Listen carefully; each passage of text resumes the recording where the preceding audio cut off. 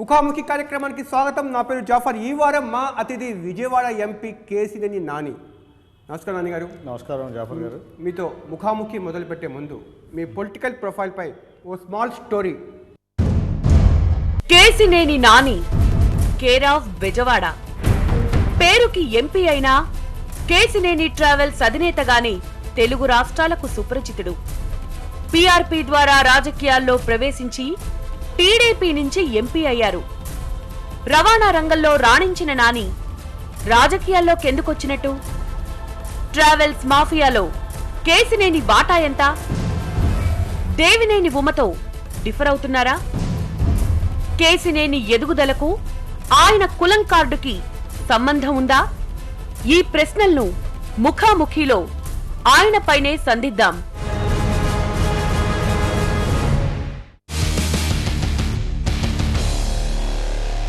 ఇప్పుడు కేశినేని నాని గారిని స్కాన్ చేద్దాం.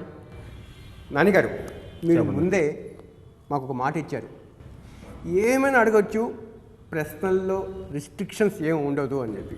అవును, ఆ మాట కట్టుబడి ఉన్నారా? ఖచ్చితంగా కట్టుబడి ఉంటుంది. ఏమైనా అడగవచ్చా? ఏదైనా అడగవచ్చు. ఓకే, మీరే చెప్పారు కాబట్టి నా మొదటి ప్రశ్న, మిమ్మల్ని మా కెమెరా కళ్ళతో ఒకసారి చూస్తే కృష్ణా జిల్లాలో కనిపించే అగ్రకుల రాజకీయ అహంకారం సంబంధించిన వ్యక్తులు ఎలా ఉంటారో మీరు అలా ఉంటారు. ఎందుకు? మీరు ముక్కుసూడితనాన్ని రకరకాల పెడదాలు తీస్తే నేనేం చెప్పలేను. ఎందుకంటే నేను ఒకటే నమ్ముతా, అంత్యనిష్ఠురం కంటే అది నిష్ఠురం లేదు. కాబట్టి నేను ఎవరితో మాట్లాడినా సరే ఉండదన్నట్లు మాట్లాడతాం. అయితే పని కోసం వచ్చినట్లయితే పని అయితే అవుతుందని చెప్తా, లేకపోతే అవుతుందని చెప్తా, లేకపోతే దాని గురించి నా వల్ల కాదని చెప్తా. అది అహంకారం అనో లేకపోతే తలబిరుసనో లేకపోతే ఇంకోటి అని అనుకుంటే మనం ఏం చేయలేం. నాన్నగారు, ఇంకో ప్రశ్న, మీరు దేనికోసం ఎంపీ అయ్యారు, ప్రత్యక్ష రాజకీయాల్లోకి వచ్చారు? ఈ గడ్డ మీద ప్రేమ ఉన్నటువంటి వ్యక్తి ఎంపీ అయితే కానీ ఈ విజయవాడ బాగుపడుతుంది అనేది ఒకటే నా సింగిల్ పాయింట్ ఎజెండా. మరి ఎంపీ అయితే బాగుపడుతుందని నా ఉద్దేశం. దాంతో నేను ఎంపీకి పోటీ చేయడం జరిగింది. అంటే ప్రత్యక్ష రాజకీయాలు వస్తేనే డెవలప్ అవుతుంది అనుకుంటున్నారా? మీకు చాలా బస్సులు ఉన్నాయి కదా, ఒక్కొక్క బస్సు అమ్ముతూ పోయినా కూడా ఒక్కొక్క స్లమ్ని డెవలప్ చేసుకుంటూ పోవచ్చు. అమ్ముకుంటా పోతే కొండలేని తరగవు. పెద్ద పెద్ద హిమాలయ కొండలు ఇచ్చినా తవ్వకుండా వెళ్తే తరిగిపోతూ ఉంటాయి. కాబట్టి మనం గవర్నమెంట్ నుంచి ఏం చేయాలి, ఒక ప్రజాప్రతినిధిగా ఎంత ఇంపాక్ట్ క్రియేట్ చేయొచ్చు, ఎంతవరకు ఇంప్రెస్ చేసి మనం నగరాన్ని సాధించుకోవచ్చు అనేది ముఖ్యం. కానీ అంటే ఒక ఎంపీగా చూసినప్పుడు మీరు చేస్తున్న డెవలప్మెంట్ యాక్టివిటీస్ కానీ టాటా ట్రస్ట్ని తీసుకొని అడాప్షన్ వర్క్ కానీ కళ్ళు చెమరిస్తాయి. కానీ ఇంకో యాంగిల్లో మీరు ప్రభుత్వానికి రావాల్సిన ధనాన్ని దోచుకుంటున్నారు. ఏ రకంగా? మీ దగ్గర ఉన్న దానికి ఆధారాలు ఉన్నాయా? పోనీ ఒక రకంగా దోచుకుంటున్నానని. కానీ ఒక ట్రాన్స్పోర్ట్ ఆపరేటర్గా మీరు ఎంపీగా కాకుండా నేను ఈ ప్రశ్న అడిగేవాడిని కాదు. మీరు ఇప్పుడు ఎంపీ, మీరు ప్రభుత్వ ఆస్తులకి కస్టోడియల్గా ఉండాల్సిన వ్యక్తి, ప్రభుత్వం రావాల్సిన ఆదాయాన్ని మీరు గండి కొడుతున్నారు. అంటే వ్యాపారం చేయడం దొంగతనం అంటారా? వ్యాపారాలు చేయడం దోసుకోవడం అంటారా? మీకు ఇందాకే చెప్పాను, మా ఫ్యామిలీ 90 సంవత్సరాల నుంచి బస్సు వ్యాపారం. ట్రాన్స్పోర్ట్ ఆపరేటర్లు ఆర్టీసీని, ఏపీఎస్ఆర్టీసీని నిండా ముంచేసి కోట్లు దోచుకుంటున్నారు అన్నది ఒక ఆరోపణ. తప్పకుండా మీరు అంత కరెక్టు. కానీ కేశినేని ట్రావెల్స్ విషయంలో కాదు, కేశినేని నాని విషయంలో కాదు. కేశినేని నానికి ఉండే ట్రావెల్స్కి ఉండే ఎథిక్స్ ఏంటి, మిగతా ట్రావెల్స్కి లేని ఎథిక్స్ ఏంటి? ఏ రోజు నేను గవర్నమెంట్ ట్యాక్స్ లెగ్గొట్టలా, ఏ రోజు నేను పర్మిట్ లేని బస్సులు తెప్పలా, లేకపోతే ఏ రకంగానూ గవర్నమెంట్కి వచ్చే ఆదాయాన్ని నష్టపెట్టలా. ఎంపీగా ఒక అమాయకంగా నాకు ఒక ప్రశ్న, ఏపీఎస్ఆర్టీసీ కానీ వాళ్ళు ఎందుకు నష్టాల్లో ఉంటారు, ప్రైవేట్ ట్రాన్స్పోర్ట్లు ఎందుకు లాభాల్లో కోట్లు సంపాదిస్తారు? ఎలాగా? అంటే వాళ్లకు చేతగానితనం ఏంటి, మీకు చేతనితనం ఏంటి? ఇప్పుడు ఎన్ని ఆర్గనైజేషన్ అండి, ఇప్పుడు నేను ఇందాక చెప్పాను మీకు 90 ఏళ్ళు పట్టింది మాకు. ఆర్టీసీ ఎందుకు నష్టాల్లో ఉంది, ప్రైవేట్ ట్రాన్స్పోర్టర్స్ కోట్లు సంపాదిస్తున్నారు? ఈరోజు ప్రైవేట్ సంస్థలన్నీ కూడా లాభాల్లో ఉన్నాయని మనం అనుకోవాల్సిన పని లేదు. ఈ రోజున ఈ 2 ఏళ్ళ నుంచి చూస్తే ప్రతి ప్రైవేట్ బస్ ఆర్గనైజేషన్ కూడా లాస్లో ఉంది. కాకపోతే రొటేషన్ కోసం కొంతమంది చేయలేనటువంటి వ్యాపారాలు అట్లా సాగదీస్తూ వెళ్తున్నారు తప్ప, నాకు తెలిసి నేను ఎంపీ అవ్వకముందు ఉన్న దాంట్లో ఇప్పుడు 50% బస్సులే నా దగ్గర ఉన్నాయి. ఎందుకంటే బిజినెస్ బాగాలేదు. ప్రైవేట్ ట్రాన్స్పోర్టర్స్ కూడా పెద్దగా ఆశాజనకంగా అంత ఆదాయం లేదంటున్నారు. మీరు 150 కోట్లు సంపాదించారు, ఏపీఎస్ఆర్టీసీ 570 కోట్లు నష్టాల్లో ఉంది. మేమంటే కేశినేని ట్రావెల్సా ప్రైవేట్ ఆపరేటర్స్ మీరు అనేది? మీరు లాస్ట్ టైము మీ యొక్క ఎన్నికల అఫిడవిట్లో మీరు 150 కోట్ల ఆస్తులు సంపాదించారు. మీకు అదే చెప్పేది 90 ఏళ్ళ సంపాదన. 90 ఏళ్ళకు 150 కోట్లు అంటే ఇందాక మీకు చెప్పా, 90 ఏళ్ళలో 150 కోట్లు సంపాదిస్తామంటే ఇవాళ నేను కళ్ళు మూసుకుని కళ్ళు తెరిస్తే ఒక ఇన్నోవేటివ్ ఐడియా ద్వారా 1000 కోట్లు సంపాదించేస్తున్నారు పిల్లలు. నాన్నగారు ఒక విషయం నిజాయితీకి జవాబు చెప్తారు. అంటే ప్రైవేట్ ట్రాన్స్పోర్ట్ ఆపరేటర్స్ అంతా కాంట్రాక్ట్ క్యారేజ్గా వాళ్ళు పర్మిషన్ తీసుకొని స్టేజ్ క్యారేజ్గా తిప్పుతున్నారు. ఇది తప్పు కదా? తప్పు అంటే తప్పే, కానీ ఇది మీరు కూడా చేస్తున్నాం అలాగే. నేను చెప్పేది ఏంటంటే స్టేజ్ క్యారేజ్ అంటే ఇప్పుడు మాకు కాంట్రాక్ట్ క్యారేజ్లో ఒకటి ఉంది, పాయింట్ టు పాయింట్. విజయవాడ ఎక్కించుకుంటాం, హైదరాబాద్లో దింపుతాం, హైదరాబాద్ ఎక్కించుకుంటాం, విజయవాడ దింపుతాం. కేశినేని ట్రావెల్స్ అది మాత్రమే చేస్తుంది. స్టేజ్ క్యారేజ్ పర్మిషన్ లేకుండానే స్టేజ్ క్యారేజ్ మీరు అది ఒకటే అడుగుతున్నారు. నేను ప్రైవేట్ ఆపరేటర్స్ చేసే తప్పులని చెప్తాను మీకు కావాలంటే. ఇవి ఒకటే కాదు, నేను చేసేది point to point business. Kesineni ట్రావెల్స్లో కార్గో క్యారీ చేయం, ఒక్క కవర్ కూడా మేము క్యారీ చేయం. అట్లాగే ఇవాళ బయట ట్రావెల్స్ చూసుకుంటే మొత్తం బస్సుల మీద మనిషి ఎత్తు లగేజ్ వెళ్తాం, దాన్ని కంట్రోల్ చేయరు ఎవరు. అట్లాగే ఇంకొక విచిత్రమైన టెండెన్సీ ఈ 2 ఏళ్లలో డెవలప్ అయింది, మేము చేయలేనటువంటి పని. అస్సాంలో రిజిస్ట్రేషను, నాగాల్యాండ్లో రిజిస్ట్రేషను, పాండిచేరి, అరుణాచల్ ప్రదేశ్లో రిజిస్ట్రేషను, పాండిచేరిలో రిజిస్ట్రేషను, దాంట్లో దొంగ స్లీపర్లో.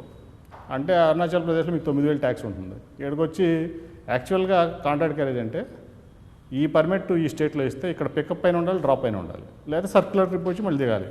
కానీ ఎక్కడో అస్సాంలో పర్మిట్ ఉంటుంది, తిరిగేదేమో విజయవాడ హైదరాబాద్ తిరుగుతుంది, లేదా విజయవాడ చెన్నై తిరుగుతుంది, లేదా బెంగళూరు నుంచి హైదరాబాద్ తిరుగుతుంది, లేదా బెంగళూరు నుంచి చెన్నై తిరుగుతుంది. అంటే అట్లాగే దాంట్లో ట్యాక్స్ లెగ్గొడతారు, పర్మిట్ కండిషన్స్ వైలేట్ చేస్తారు, లగేజ్ క్యారీ చేస్తారు, ప్యాసింజర్ సేఫ్టీ ఉండదు.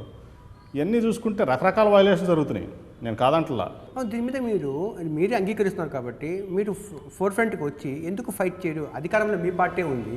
ఖచ్చితంగా ఇది చాలాసార్లు అధికారుల దృష్టికి తీసుకొచ్చాం కాబట్టి దీన్ని కంట్రోల్ చేయాల్సిన అవసరం ఉంది. దాన్ని మా ముఖ్యమంత్రి దృష్టిలో కూడా ఫైనల్గా పెడదామని నేను ఆలోచిస్తూ ఉన్నాను. ఆర్టీసీ చేసే ఏ తప్పులు, ఏ బలహీనతలు ప్రైవేట్ ట్రాన్స్పోర్టర్స్కి బలంగా మారుతున్నాయంటారు? ఒక రకంగా చెప్పాలంటే ఆర్టీసీ కంటే ప్రైవేటు బస్సులు కానీ సేఫ్టీ వైజ్ కానీ, కంఫర్ట్ వైజ్ కానీ, లీగాలిటీ వైజ్ కానీ ప్రైవేట్ బస్సులు ఉండవు. యాక్సిడెంట్ కూడా ప్రైవేట్ బస్సులు జరుగుతూ ఉంటాయి ఎక్కువే. నిజంగా కూడా RTC the safest mode of bus transportation. ఇంకా మీ వ్యాపారం నుంచి పాలిటిక్స్లోకి వస్తే క్వశ్చన్ చెప్పండి. ఈ మధ్య మీకు సొంత పార్టీ కంటే కూడా బీజేపీ మీదే ఎక్కువ ప్రేమ కురిపిస్తున్నారు, సన్నిహితంగా ఉంటున్నారు సెంట్రల్ పొలిటీషియన్స్తో. అంటే ఉండొద్దు అంటారా? అంటే ఒక ప్రచారం ఏంటంటే పొలిటికల్ సర్కిల్లో రేపు టీడీపీ బీజేపీ స్ప్లిట్ వస్తే విజయవాడ ఎంపీగా బీజేపీ తరఫున కేశినేని నాని అభ్యర్థి ఉంటారు అని. మీకు ఒక విషయం చెప్పనా, అది కళ్ళలో కూడా మీరు ఊహించుకోవాలని అవసరం లేదు. ఖచ్చితంగా నేను రాజకీయాల్లో ఉన్నంత వరకు టీడీపీలో ఉంటాను, లేకపోతే వెళ్ళి హ్యాపీగా నా life I have a very good life style. ఎందుకు అంత కమిట్మెంట్ టీడీపీ అంటే?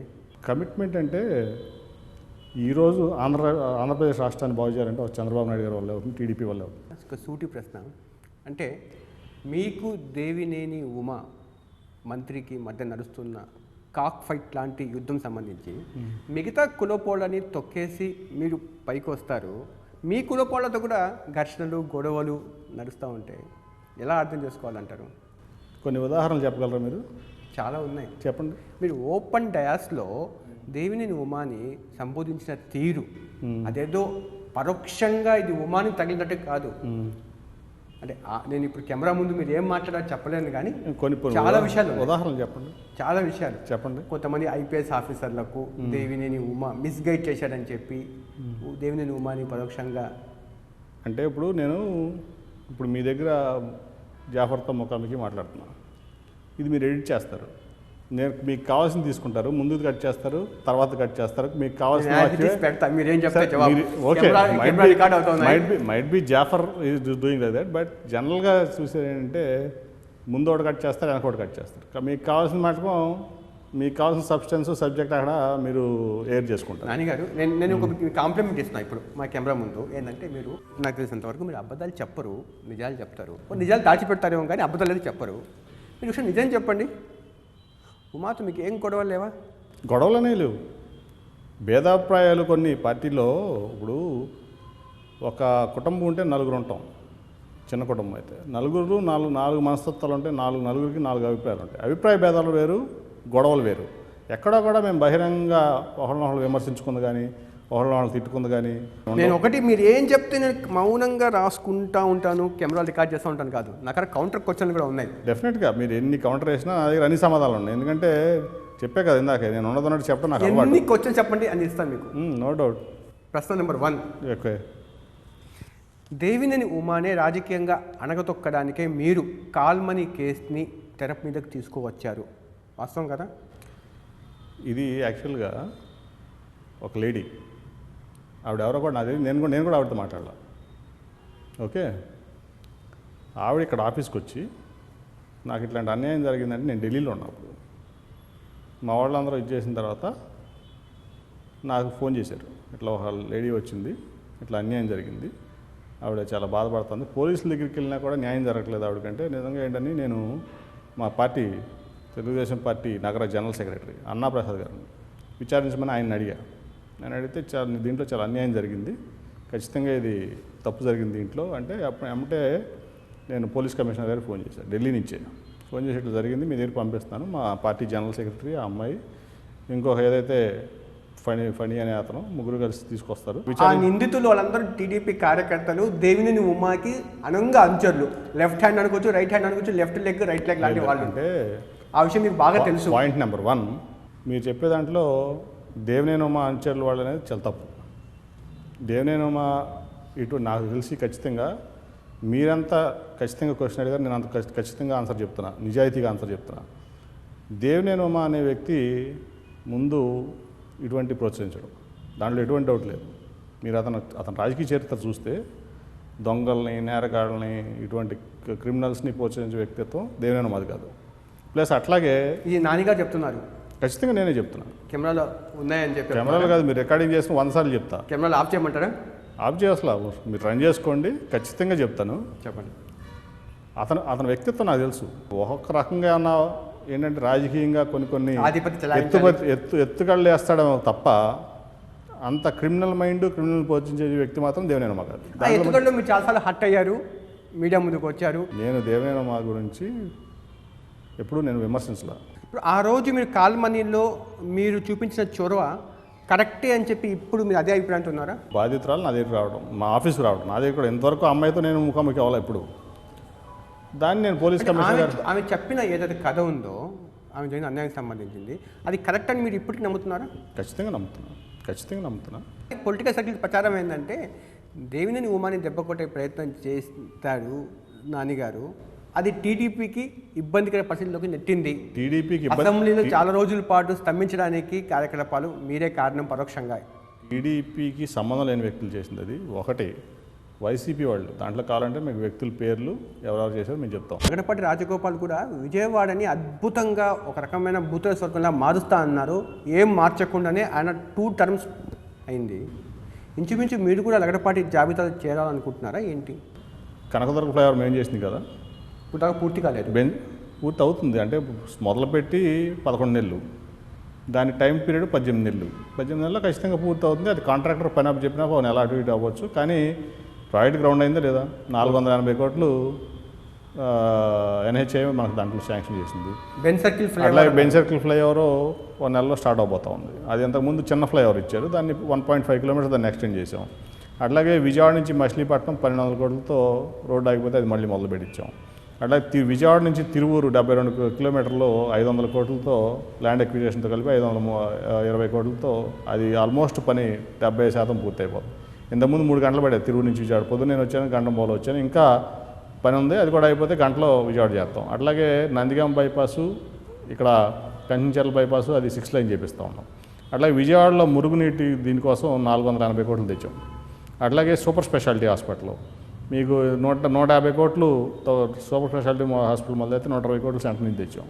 అట్లా ఎయిర్పోర్ట్ తీసుకుంటే 750 ఎకరాలు ముఖ్యమంత్రి గారు ల్యాండ్ అలాట్ చేస్తే దాన్ని మనం ఓపెన్ చేసుకోబోతున్నాం. ఇంకా 1000 కోట్ల రూపాయలు ఎయిర్పోర్ట్ మీద మనం ఖర్చు పెడుతున్నాం. ఇట్లా ఏదైనా చూస్తే ఈ 60 ఏళ్ళు ఎక్కడా జరిగినటువంటి అభివృద్ధి, విజయవాడలో జరిగినటువంటి అభివృద్ధి ఈ 2.5 ఏళ్ళలో జరిగింది. మీకు మీ పార్టీ జాతీయ ప్రధాన కార్యదర్శి లోకేష్కు మధ్య గ్యాప్ ఉందని ప్రచారం జరుగుతూ ఉంది. ఎంతవరకు వాస్తవం అంటారు? ఈ ఊహాజంతువైనటువంటి ప్రశ్నలకి ఏ రకంగా సమాధానం చెప్పమంటారు నన్ను? ఎట్లా గ్యాప్ ఉంటుంది అసలు? ఎట్లా గ్యాప్ ఉంటుందని అనుకుంటున్నారు? ఇప్పుడు మా పార్టీ అధ్యక్షులు నారా చంద్రబాబు నాయుడు గారు, మా పార్టీ ప్రధాన కార్యదర్శి జాతీయ కార్యదర్శి లోకేష్ బాబు గారు. ఇప్పుడు ఏదైతే పార్టీ ప్రోటోకాల్ ప్రకారం is my hierarchy, definitely we have to work with him and we have to obey their orders. దాంట్లో డౌటే లేదు. ఎట్టి పరిస్థితుల్లో ఆయనకి నాకు మధ్య కాదు, పార్టీలో ఎవరికి కూడా గ్యాప్ ఉండే పరిస్థితి లేదు. ఖచ్చితంగా ఇది మీకు తెలుసు, టీడీపీ అంటేనే క్రమశిక్షణ కలిగిన పార్టీ. దాంట్లో నాలాంటి వ్యక్తులు ఇంకా ఎక్కువ క్రమశిక్షణ పాటిస్తారు. లోకేష్ నాయకత్వం కూడా చాలా చక్కటి వ్యక్తి. నారా లోకేష్ గారు కూడా ఆయన నాయకత్వంలో నిజంగా మీరు పార్టీ క్యాడర్ ఈ 2.5 ఏళ్లలో చూస్తే ఖచ్చితంగా బ్రహ్మాండంగా పార్టీ క్యాడర్ బలోపేతమైంది. ఎంపీ గారు, చంద్రబాబు నాయుడు అంటే మీ పార్టీ నేతలకు భయం, కానీ మీరంటే చంద్రబాబు నాయుడుకి ఒక జంకు, నిజమేనా? తప్పండి, ఎట్లా అంటారు? అది చాలా మీరు అవసరం వస్తే ఎవరినైనా కూడా ఎమోషనల్ బ్లాక్మెయిల్కి పాల్పడతారు. మీ టికెట్ విషయంలో కూడా చంద్రబాబు నాయుడుకి ఎమోషనల్ బ్లాక్మెయిల్ చేశారు అంటారు.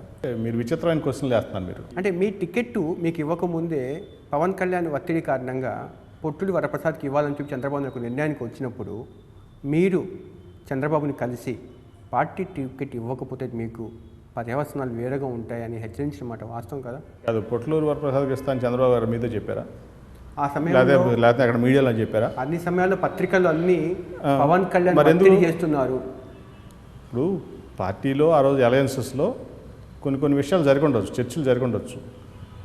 అది మనం దాన్ని ఊహించేసుకుని ఏదేదో అనవసరమైనటువంటి రూమర్స్ స్ప్రెడ్ చేయడం అనేది మంచిది కాదు. మీరు ఆ సమయంలో రాజకీయం చేసిన ఆరోపణలు పొట్లూరి వరప్రసాద్ మీద, పొట్లూరి వరప్రసాద్ ఒక అంతర్జాతీయ నేరస్తుడు, అతని త్వరలోనే విదేశీ పోలీసులు వచ్చి అరెస్ట్ చేస్తారు, ఇప్పుడు దాకా అరెస్ట్ చేయలే ఆయన్ని.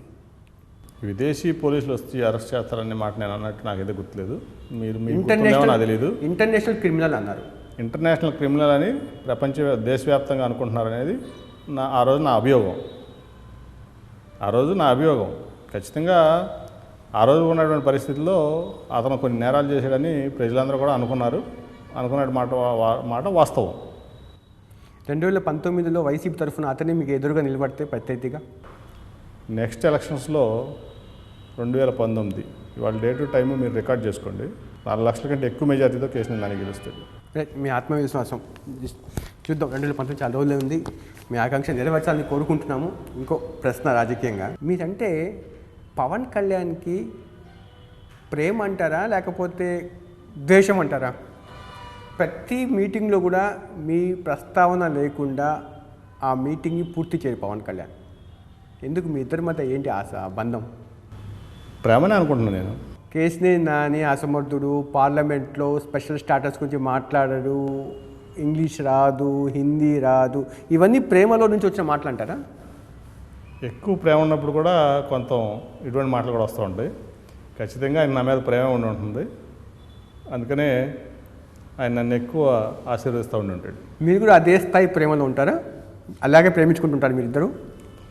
అంటే వన్ సైడ్ లవ్ అంటారా? ఒక నిజం చెప్పాలంటే మీకు, ఇంతవరకు నేను ఎప్పుడు ఫేస్ టు ఫేస్ అవ్వాలి ఈ రోజు వరకు. ఇప్పుడు మాట్లాడుకోలేదు, ఎదురు మాట్లాడుకోవాలి, ఫోన్లో కూడా మాట్లాడుకోవాలి మీ ఇద్దరం. మరి ఆయన మీద నా మీద కోపం ఎందుకు ఉండాలి, లేదా నాకు ఆయన మీద కోపం ఎందుకు ఉండాలి, నాకైతే అర్థం కాదు. కానీ మొత్తానికి మీడియాలో కానీ బయట సభలో కానీ ఇద్దరు ప్రేమించుకుంటూ ఉంటారు. మేము ప్రేమ పక్షులనే అనుకోండి, మీ ఇద్దరు ప్రేమ పక్షులు అంటారు. ఆయన కూడా టీడీపీకి సపోర్ట్ చేసిన తర్వాత రాష్ట్రంలో అన్ని మారుమూల గ్రామాలు పట్టణాలు తిరిగారు. విజయవాడ పార్లమెంట్ నియోజకవర్గాన్ని నేను రానంటే రానన్నారు. ఎందుకని? ఆయన మాట అన్నాడో లేదా నాకైతే తెలియదు, కానీ ఆయన టైం కుదురుండకపోవచ్చు. మారుమూల కైకులూరు ప్రాంతానికి కూడా వచ్చారు, విజయవాడ పార్లమెంట్ నియోజకవర్గం రాలేదు. ఇప్పుడు ఎలక్షన్ అయిపోయింది, ఆయన ఎందుకు రాలేదో ఆ రోజు నాకు తెలియదు, కానీ నేనైతే మంచి మెజార్టీతో గెలిచాను. అవును, మీకు ఇంగ్లీష్ రాదన్న సంగతి పవన్ కళ్యాణ్ ఎలా తెలుసు? ఆ ఇంగ్లీష్ రాదన్న సంగతి మీకే తెలుసు అసలు? పవన్ కళ్యాణ్ చెప్పారు కదా. మీకు చెప్పాడా? సభలో ఇంగ్లీష్ రాని వాళ్ళు అంటే నాకు ఇంగ్లీష్ వచ్చో రాదో కూడా తెలియని పరిస్థితుల్లో మరి మీరున్నారంటే. నేను కాదు, ఇది పవన్ కళ్యాణ్ ప్రశ్న, నా ప్రశ్న కాదు. నాకు కాదు, ఇంగ్లీష్ నాకు ఏ వచ్చా రోజు లేదా కూడా తెలియదు అంటే నా ఈ గురించి అనుమానం clarify చేసే నా గురించి ప్రయత్నం మీకేం తెలియదు అనమాట. అంటే ఈ నాకు ఇంగ్లీష్ వచ్చా రాదా, నాకు హిందీ వచ్చా రాదా, నేను మాట్లాడగలనా లేదా అని మీకు తెలియదు అంటే నా గురించి మీకేం తెలియదంటే అర్థం. దానికి అది నా ప్రశ్న కాదు, అతనికి అందరూ అనుమానము ఎప్పుడూ క్లారిఫై చేసే ప్రయత్నం చేశారు లేదా? నేను ఇంగ్లీష్ మాట్లాడతాను లేదు మీకు తెలుసా? మీరు ఇంగ్లీష్ మాట్లాడతారు కానీ ఆ అనుమానం ఆ సందేహం నాది కాదు. బహిరంగ సభలో మీకు తెలుసు నేను ఇంగ్లీష్ మాట్లాడతాను, మీకు తెలుసు నేను హిందీ మాట్లాడగలనని. ప్రాబ్లం ఏంటి? పవన్ కళ్యాణ్ చెప్పింది ఆంధ్ర ఎంపీలు అసమర్థులు, అంత కార్పొరేట్ లాబీలో నుంచి వచ్చిన వాళ్ళు, అంత వ్యాపారస్తులు, వాళ్ళకు ఇక్కడ ఉండే బాధ కష్టం నష్టం పార్లమెంట్లో చెప్పలేకపోతున్నారు అన్నది చాలామంది ఆయన భావన ఎంపీలు. ఉండొచ్చు అది. ఇప్పటికీ మెగా ఫ్యామిలీకు మీకు సంబంధాలు అప్పుడు గతంలో ఆగినవి బ్రేక్ అయినవి ఇప్పుడు కొనసాగుతున్నాయంటారు? ఎప్పుడైనా చిరంజీవి గారు ఎదురు పెడితే మాట్లాడుకుంటాం, ఫ్లైట్లోనో లేకపోతే పార్లమెంట్లోనో, అంతే తప్ప పర్సనల్గా అరవింద్ గారు బాగుంటాడు, నాతో చిరంజీవి బాగుంటాడు, కాకపోతే హాయిగా మాట్లాడుకుంటారండి, చాలా చక్కగా మాట్లాడు, మనసులో ఏం లేనట్టుగా. ఏం లేదు. ఆ రోజు పిఆర్పీ పతనానికి కారణాలు మీరు కూడా ఒకరు కదా. ఉండొచ్చు. Politics is different, personal is different. ఇంకోటి 2019లో మీ మిత్రుడు, మీ ప్రేమికుడు పవన్ కళ్యాణ్ ఎటువంటి పాత్ర పోషిస్తారు అని అనుకుంటున్నారు? నాకు తెలియదు, టైం చెప్తుందని చెప్పకండి, మీ ఇద్దరు మంచి ఫ్రెండ్స్ కాబట్టి అడుగుతున్నారు ప్రశ్న. మంచి ఫ్రెండ్స్ అంటే మాది వర్చువల్లో చెప్పే కదా, ఆయన ఎప్పుడు నాతో డైరెక్ట్ మాట్లాడాలి, నేను ఎప్పుడు ఆయనతో డైరెక్ట్ మాట్లాడాలి, మేము ఇద్దరం ఫేస్ టు ఫేస్ కొడతాం, మా ఇద్దరిది వర్చువల్లో అనమాట, గాల్లో ప్రేమించుకుంటుంటాం ఇద్దరం. కాబట్టి చెప్పలేం. ఇప్పుడు రాజకీయాల్లో నేను చూశారు, ఉత్తరప్రదేశ్లో బాబు కొడుకులే పొడుచుకుంటున్నారు. ఏ రోజు ఎట్లా ఉంటుందో రాజకీయాల్లో మనం ఊహించలేం. మంచి వ్యక్తులకే పవన్ కళ్యాణ్ సపోర్ట్ ఉంటుందని నా అభిప్రాయం. ఎందుకంటే ఒక సమర్థుడైనటువంటి నాయకుడు, మంచి నాయకుడు ఉన్నటువంటి పార్టీ తెలుగుదేశం పార్టీ, నారా చంద్రబాబు నాయుడు గారు, ఆయన్నే సపోర్ట్ చేస్తాడని చెప్పి నేనైతే అనుకుంటా ఉన్నాను. మీరు చాలా సందర్భాల్లో ఆవేదన వ్యక్తం చేస్తుంటారు పార్టీ కార్యక్రమాలు జరిగినప్పుడు. చంద్రబాబు నాయుడు స్పీడ్ని అందుకోలేకపోతున్నారు ఎమ్మెల్యేలు అంటే ఏంటి? ఆయన స్పీడ్ ఏంటి, మీరు అందుకోలేకపోవడం ఏంటి? అంటే చంద్రబాబు నాయుడు గారు ఒక గొప్ప విజనరీ. ఆయన ప్రపంచం అంతా ఇవాళ గురించి ఆలోచిస్తే ఆయన 20 ఏళ్ళ తర్వాత ఆలోచిస్తాడు. విజన్ 2020 అనేవాడు. ఆయన గత కాలంలో ముఖ్యమంత్రిగా ఉన్నప్పుడే ఆయన అగ్రెషన్కి ఎవరు తట్టుకోలేదు. ఆయన స్పీడ్కి అందరూ మ్యాచ్ అవ్వప్పుడు ఆయన ఆలోచన ధోరణి వేరు ఉంటుంది, ఆయన ఐక్యూ లెవెల్స్ వేరుంటాయి, ఆయన తెలివితేటలు వేరుంటాయి. అట్లాగే వీళ్ళు కింద ఉన్న వాళ్ళు ఆయనతో మ్యాచ్ అవ్వడం చాలా కష్టం. ధన్యవాదాలు ఎంపీ గారు. Thank you. ఇది కేసీఆర్ నాటి జరిగిన ముఖాముఖి. వచ్చే వారం మరో అతిథితో కలుద్దాం.